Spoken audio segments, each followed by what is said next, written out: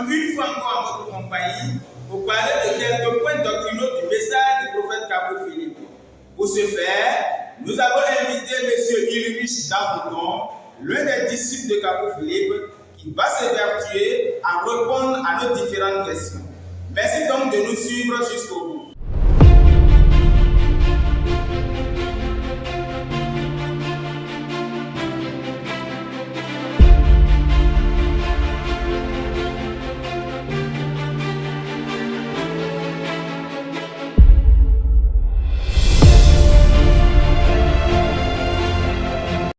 Bonsoir, M. Ulrich. Bonsoir, monsieur le journaliste. Comment vous allez? Très bien. D'accord. Comme vous le savez, vous êtes là pour répondre à nos diverses questions sur un thème phare, les points doctrinaux du message du prophète Capot Philippe. Sinon, quelques points doctrinaux du message du prophète Capot Philippe. Ma première question est de savoir pourquoi le prophète Capot Philippe clarifie les autres religions de Satan. Alors, le problème avec l'humanité aujourd'hui, c'est parce que nous cherchons Dieu là où Dieu ne se trouve pas. Nous allons voir aujourd'hui sur la face de la terre qu'il y a toute une panoplie d'églises. Alors que selon la parole, selon les prescriptions de Dieu, pour que Dieu puisse sauver en une génération, c'est toujours au travers d'un prophète, selon Amos chapitre 3, le verset 7, qui dit que l'Éternel Dieu ne fera rien, qu'il ne révèle son secret à ses serviteurs, les prophètes. Ça veut dire que si nous devons être guéris, si nous devons avoir le salut, si nous devons avoir la délivrance spirituelle, Dieu va pouvoir envoyer un prophète selon qu'il est écrit dans la parole, comme je viens de le dire dans Amos chapitre 3, le verset 7. Alors lorsque vous ouvrez la parole, vous verrez le nom des prophètes. Jérémie, Moïse, Ésaïe, Noé. Tous ces noms sont des noms de prophètes. Ce ne sont pas en réalité des noms d'église. Donc la Bible elle-même est le témoignage que si Dieu veut sauver en une génération, ce n'est pas une église, ce n'est pas une religion qui envoie, mais c'est toujours un prophète en une génération. Et c'est ce dernier qui vient prononcer, qui vient indiquer la voie à suivre pour avoir le salut. Donc aujourd'hui, celui-là que Dieu dans son amour nous a envoyé en cette génération, c'est le prophète Capot Philippe. Donc à part le prophète Capot Philippe, que vous soyez catholique, protestant, évangélique, branhamiste, baptiste, anabaptiste, foursquare, pentecôte, toute tendance confondue, c'est tout simplement le diable. Parce qu'au temps des prophètes passés, il n'y avait pas d'église par lequel il fallait avoir le salut, mais c'est toujours par un prophète. C'est pourquoi Moïse était le salut dans son temps. C'est pourquoi Jérémie était le salut dans son temps. Même Jésus-Christ, pendant qu'il était sur la terre, était la seule et unique voie par laquelle il fallait partir au ciel. C'est pourquoi il disait, je suis le chemin et la vérité et la vie. Donc si Dieu est le même hier, aujourd'hui et éternellement, je pense que ce ne serait pas en notre temps aujourd'hui qu'il n'avait pas de prophète. Donc aujourd'hui, le prophète Capot Philippe qualifie toutes ces églises de sataniques parce que dans le plan divin, Dieu envoie toujours un prophète. Et aujourd'hui, c'est le prophète Capot Philippe. D'accord, et aujourd'hui c'est le prophète Capot Philippe. Pourtant, ces autres religions proclament Dieu. Ils adorent Dieu. Pourquoi vous, quand même, pourquoi vous les qualifiez pourtant du Satan? Bon, en réalité, vous devez savoir une chose. Les gens ont la Bible en main, mais ne lisent pas. Lorsque vous allez lire avec Matthieu chapitre 7, le verset 21, il a dit, ce ne sont pas tous ceux qui me disent Seigneur, Seigneur, qui entreront dans le royaume des cieux, mais celui-là qui aura fait la volonté de mon Père. Est-ce que vous voyez?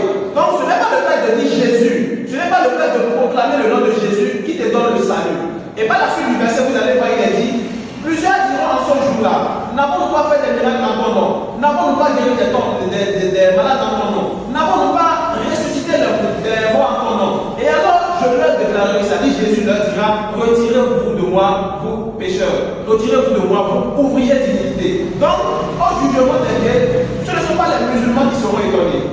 Ce ne sont pas les animistes qui seront étonnés. Ceux qui font le vaudou, ce ne sont pas ceux-là qui seront étonnés. Mais ceux-là qui seront étonnés, ce sont ceux qui ont le nom de Jésus à la bouche. Donc, pour que nous puissions connaître la volonté de Dieu qui est dans les cieux, le Dieu que nous ne voyons pas, il va falloir qu'il y ait un révélateur de cette volonté-là sur la terre. Et c'est celui-là qu'on appelle prophète messager.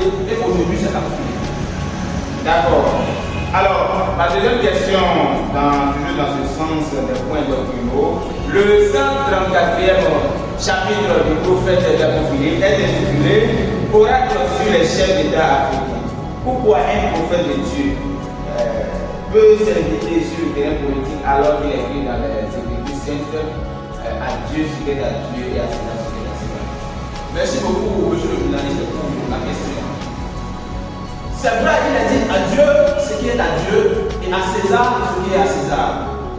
Mais César n'est pas au-dessus de Dieu. Vous êtes d'accord avec moi que lorsque le soleil se lève, ce soleil éclaire toute la terre.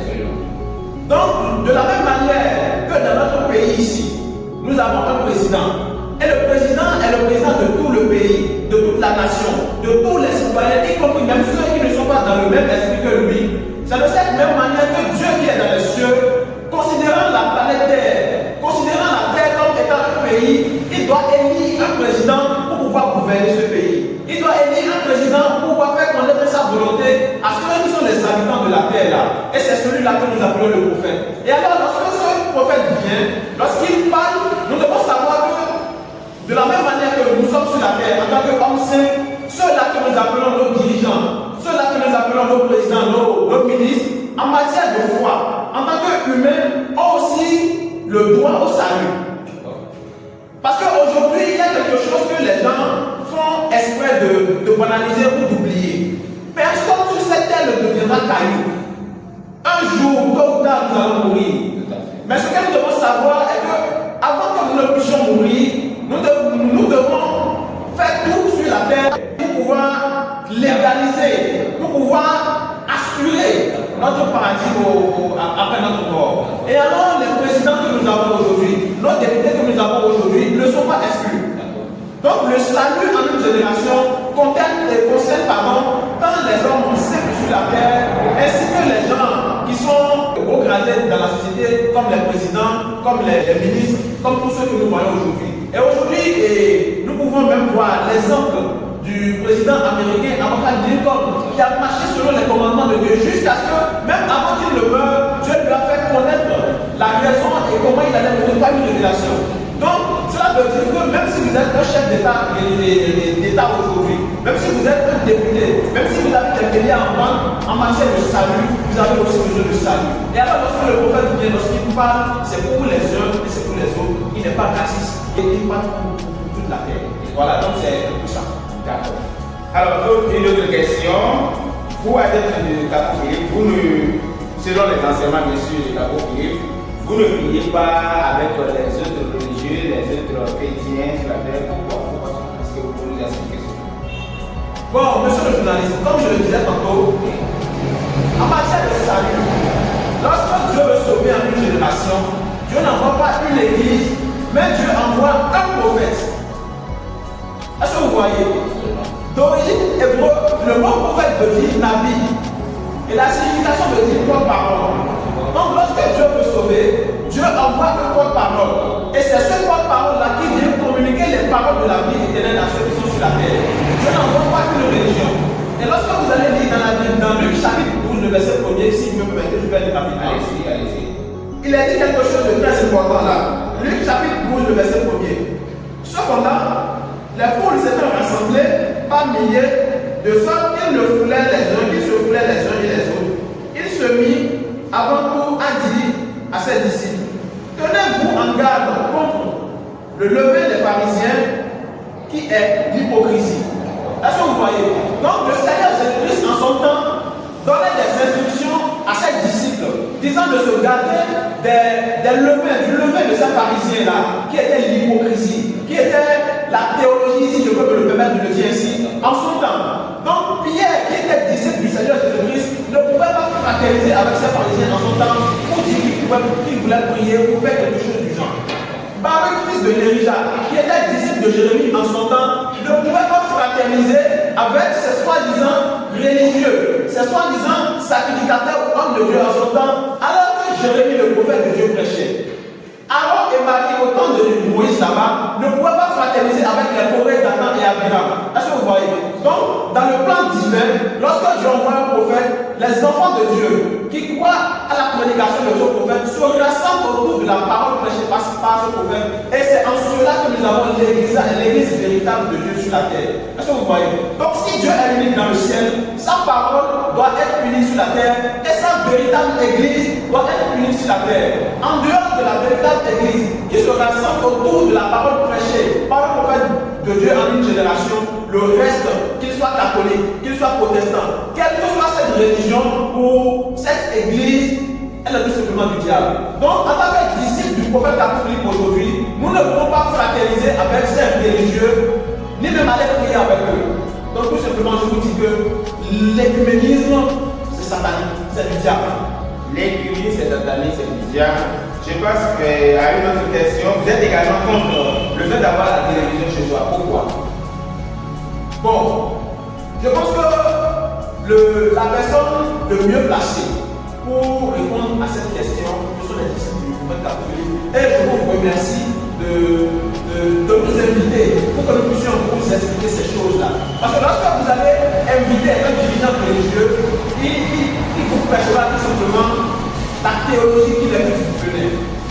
Vous savez que, alors que Moïse était sur la terre, il y avait des péchés. Pendant que Jésus était sur la terre, il y avait des péchés.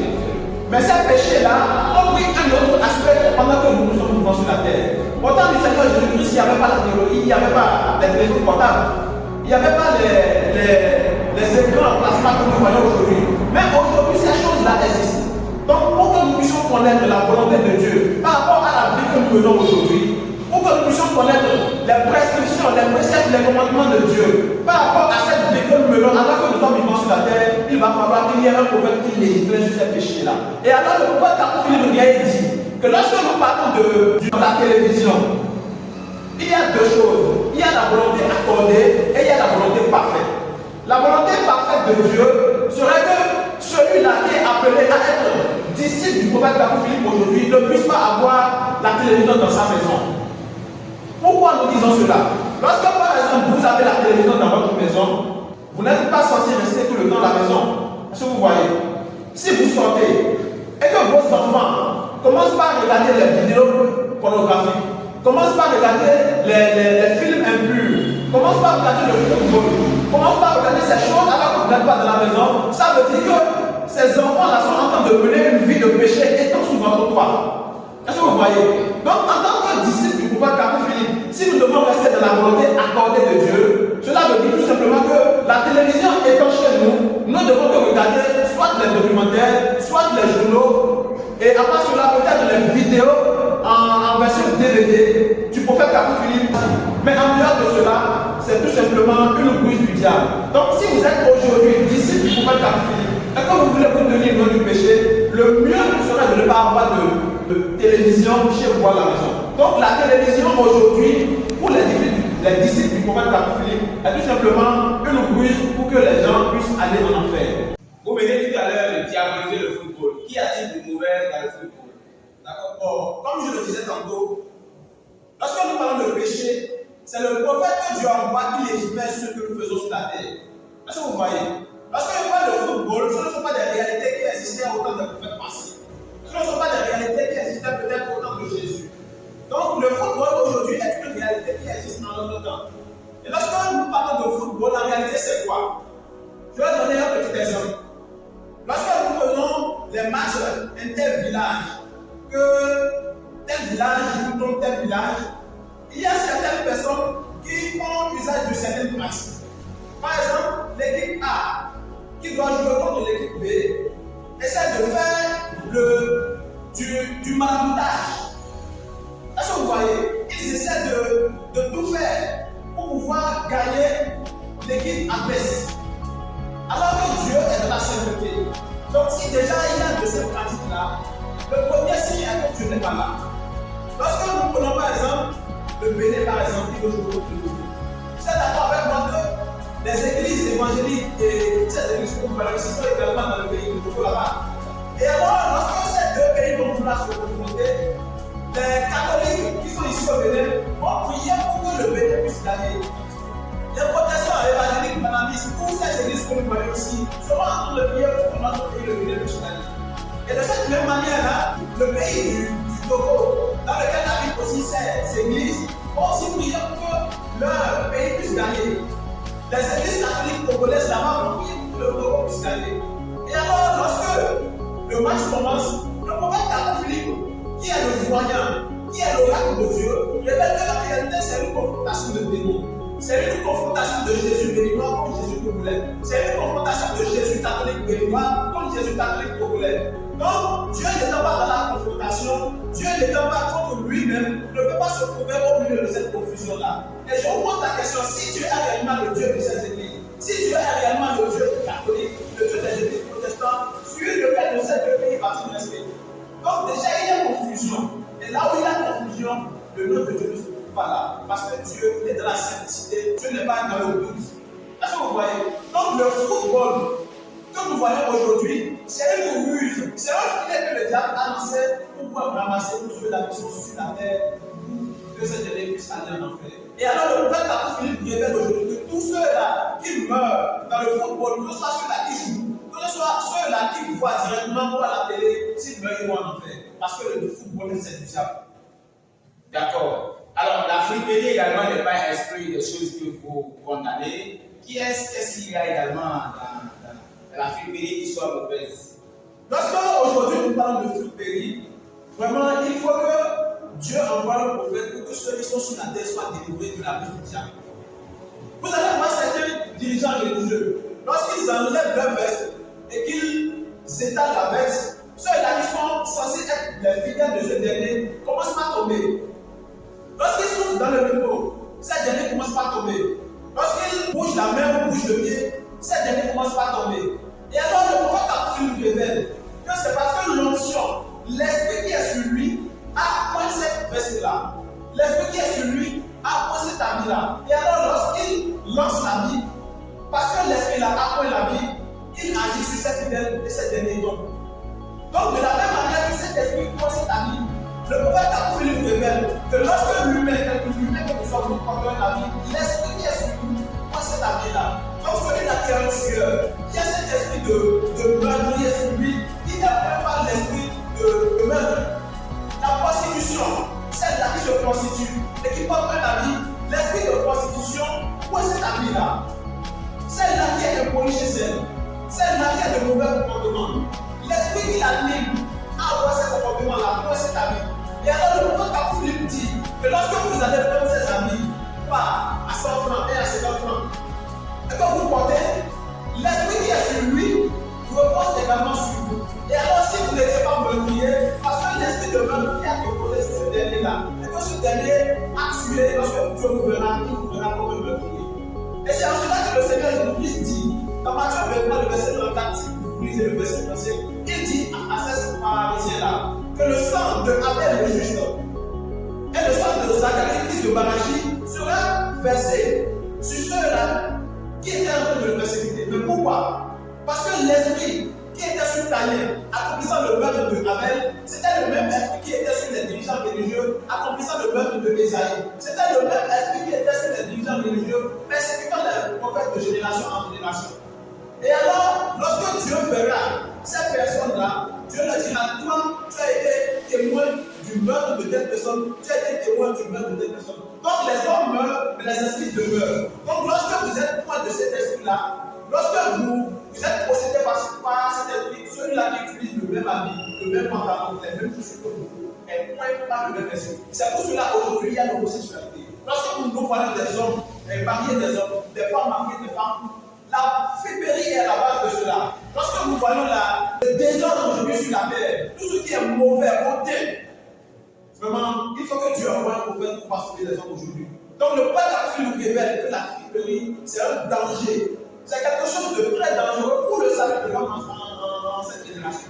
Donc si vous, internautes, vous qui me suivez, vous êtes dans cette condition, vous achetez des friperies, 1 à 25 francs, 3 à 100 francs. C'est bien, c'est joli à voir. Mais c'est en réalité des trucs qui sont en train de développer. Si vous les portez, vous condamnez votre âme à l'enfer. Vous condamnez également les jeux, loto et j'en passe. Dites-nous un. Le prophète Philippe dit aujourd'hui que tout ce qui est hasard n'est pas de Dieu. Dieu n'est pas dans le hasard. Aujourd'hui, nous voyons le jeu qu'on appelle la loterie. La base, en réalité, lorsque Dieu parle, ne parle pas le chalet, ne parle pas de son effet. Je viens de condamner tout à l'heure le football. Mais si le football est du diable, est-ce que les paris foot Les paris qui sont faits sur ce football-là seront de Dieu? Non. Parce que le football est diabolique. Tout ce qui est diabolique. Donc les paris foot, les PMU, les loteries, tout ce qui est hasard, Dieu n'est pas dedans. Dieu, lorsqu'il passe à sa communauté, il n'y a pas de hasard en Dieu. Que ce soit les damiers, que ce soit le ludo, ces choses-là, ce sont des légendes de l'ancienne génération. Donc le prophète Philippe a légiféré sur ces choses-là. Si vous êtes un enfant de Dieu, connaissez-vous de ces choses et restez dans la volonté de Dieu. Qu'est-ce que vous avez envie de dire à ce que la suivez actuellement? Quel est votre dernier mot? Alors, comme dernier mot, je dis à tous ceux-là qui me suivent qu'un jour nous allons mourir et nous serons en jugement devant Dieu. Nos parents, nos pasteurs, nos dirigeants religieux ne répondront pas au jugement devant Dieu à notre place. Donc, c'est pendant que nous sommes sur la terre que nous devons rechercher le salut de notre âme. Et le salut de notre âme, le salut de l'âme humaine ne s'obtient que par la prédication que prêche le prophète envoyé de Dieu dans une génération, selon Jean 6, le verset 28, qui disait que l'œuvre de Dieu, c'est de croire en celui que Dieu a envoyé. Donc l'œuvre de Dieu en une génération, c'est de croire au prophète envoyé par Dieu qui a des paroles de la vie éternelle dans notre génération. Donc si vous êtes membre d'une église, que ce soit catholique, protestant, évangélique, branhamiste, quelle que soit cette église ou cette religion, même si vous êtes musulman, bouddhiste, maïkari, quelle que soit cette église ou cette religion, Dieu vous a envoyé le prophète, le nabi, le rasoul aujourd'hui, comme vous deviez suivre le prophète Philippe pour le salut de votre génération. Dieu n'a jamais été dans une église, Dieu n'a jamais été dans une religion, mais Dieu a avec toujours ses prophètes selon Osée 12:14 qui dit par un prophète, l'Éternel Dieu fit monter Israël hors d'Égypte, et par un prophète, Israël fut gardé. Par un prophète, l'Éternel fit monter Israël d'Égypte, par un prophète, Israël fut gardé. Mesdames et messieurs, ce sont sur ces mots que nous mettons un terme à cet entretien. Sur ce, portez-vous bien. Application Matthieu 25:6 pour Android et iPhone. Des photos et vidéos, des chants et prédications, tout le message du prophète Kakou Philippe dans une seule application gratuite. Tu aimes Dieu, tu es à la recherche du salut, tu manges en rêve, tu es immobilisé dans ton sommeil, tu es poursuivi en rêve, tu as des rapports sexuels en rêve, tu as une maladie incurable, tu as des blocages dans ta vie et tu es tourmenté par des esprits mauvais. L'application Matthieu 25:6 contient la solution pour toi.